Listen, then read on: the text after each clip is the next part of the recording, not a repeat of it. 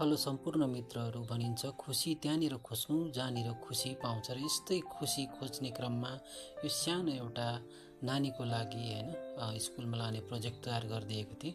अनि मैले यो प्रोजेक्ट बनाउनुको साथसाथै उसलाई यो एउटा चिज पनि बनाएर मैले देखाएको थिएँ कि हाम्रा पुर्खाहरूले पहिला कसरी आफ्नो जीवनहरू चलाउने गर्दथे भनेर मैले उसलाई यो एउटा झातो जो कि ढुङ्गाको हुन्छ भनेर उसलाई मैले बताइदिएको छु र हाम्रो पुर्खाहरूले पनि यसमै गहुँ अनि आटाहरू पिन्ने गर्दथे भनेर मैले देखाएको छु। किनकि नानीहरूलाई यो चिजहरू देखाउन जरुरी छ, किनकि अहिलेको नानीहरूले यस्तो चिजहरू हेरेको पनि छैन, बुझेको पनि छैन, देखेको पनि छैन।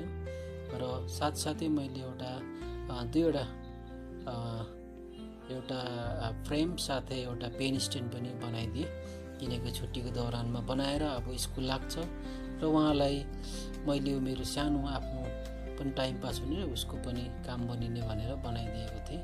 साथै अर्को कुरो के छ भनेदेखिलाई यो माथिको गौँथली पनि माथि चिरबिर गरेर आएर चाहिँ यसलाई पनि मैले खिचेँ। यो सालको लास्ट यसले 9वटा टोटल बच्चा हुर्काइसकेर अब जान आँट्यो, किनकि यो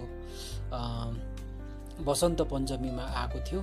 अब यो नाग पञ्चमीमा जान्छ, किनकि अब यो फेरि मधेसतिर झर्छ। र यो सानो भिडियो मन परेछ भने लाइक शेयर कमेन्ट गरिदिनु होला।